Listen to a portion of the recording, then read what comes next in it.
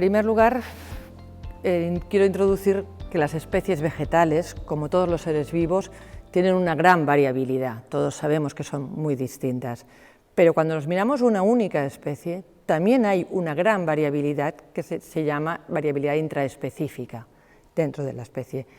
En cualquier planta podemos observar diferencias en el porte, en el tamaño de las hojas, en las flores, en el color del fruto, en la forma, y esto hace que sean esta variabilidad intraespecífica. Además, también observamos una diferente adaptación al entorno.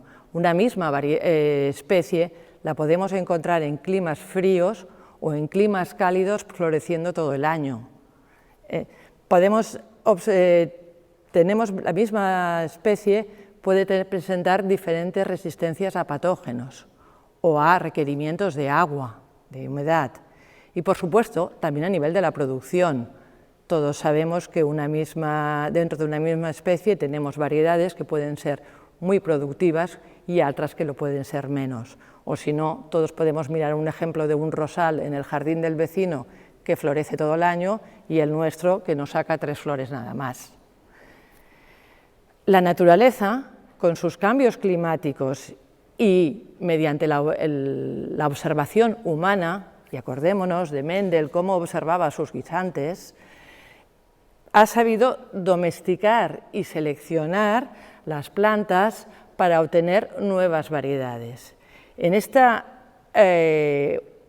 domesticación y selección se ha fijado sobre todo en el aprovechamiento para el consumo humano como alimentación, pero también para la extracción de la madera, para la extracción de la fibra textil, para otros usos como los usos medicinales, como la alimentación animal. Y para todo ello, el cáñamo es el ejemplo ideal, lo aprovechamos todo. En el siglo XX, con la Revolución Verde, lo que conseguimos fue una uniformidad en los cultivos.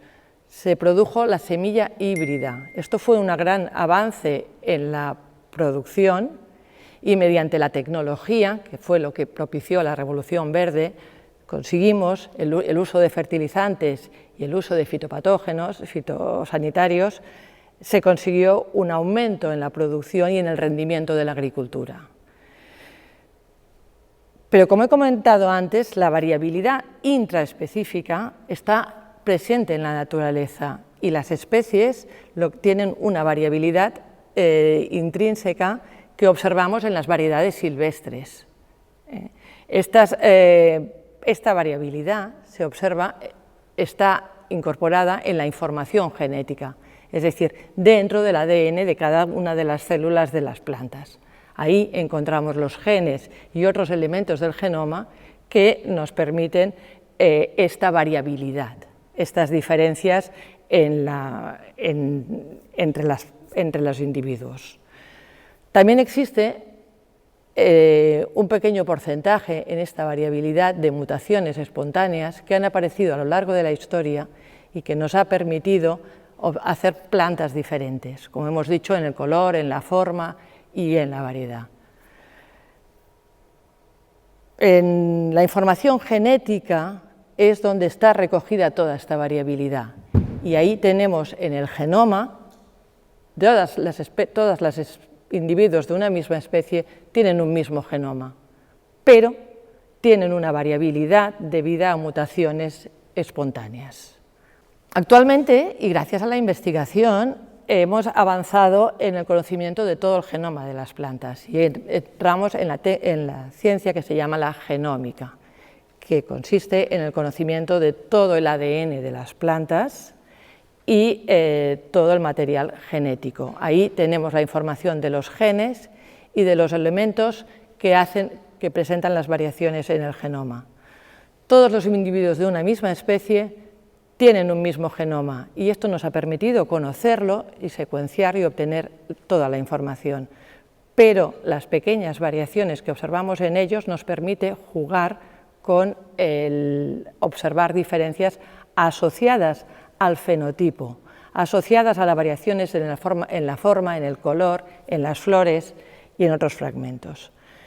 Toda esta variabilidad es lo que le llamamos la variabilidad genética, y la variabilidad genética viene dada por los fragmentos de ADN en los que observamos variaciones entre los individuos. Los fragmentos de ADN los podemos ordenar utilizando la recombinación genética que existe en los individuos. Todo el ADN de cualquier célula de la planta es el mismo.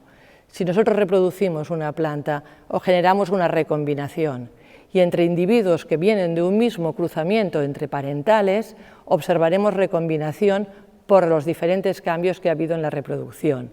Estos individuos nos van a permitir descubrir el ADN de cada uno de ellos, los fragmentos de ADN, y llegar a dibujar un mapa genético o, lo que es lo mismo, un dibujo de los cromosomas de las plantas.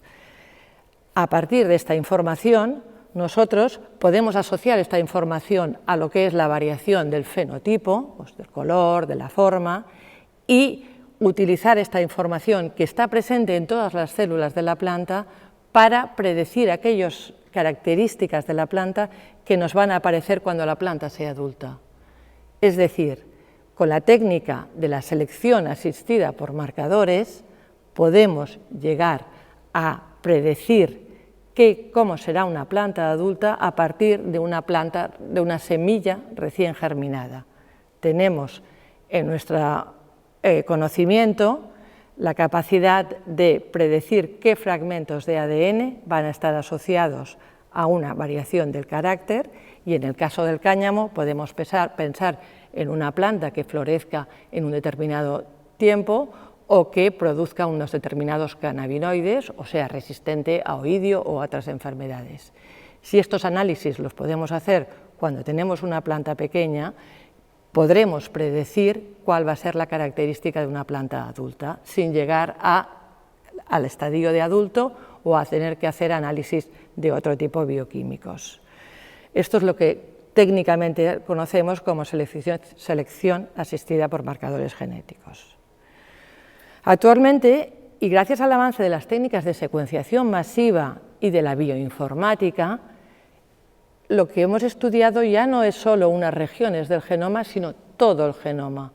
Podemos tener acceso a todo el genoma de una planta, podemos tener acceso a las variaciones que se presentan entre dos individuos a nivel de todo el genoma de la planta, con lo cual podemos hacer un estudio de predicción no solo de ciertos caracteres, sino de cómo va a ser el genoma de una planta. Y si combinamos lo que es la mejora genética, la mejora clásica por cruzamientos, con la genómica y la bioinformática, vamos a ser capaces de, cruzando, por ejemplo, una variedad élite, cruzándola con una variedad rústica, analizar los genomas de las dos plantas y hacer una selección global de todo el genoma para llegar a seleccionar individuos que tengan todo el genoma cubierto de la variedad élite, pero que hayamos ido recuperando alguna región del genoma de la variedad rústica o donante que le aporte nuevas características. Esto es lo que hoy en día llamamos como la técnica de la introgresión asistida por marcadores. Introgresamos un fragmento conocido para aportarle nuevas características de una manera natural por cruzamientos, como es la mejora. Para finalizar, quiero transmitir el mensaje de que con la ayuda de la investigación genómica somos capaces de seleccionar y de generar nuevas variedades vegetales mejoradas que podemos aplicar a cualquier especie, por ejemplo, el cáñamo.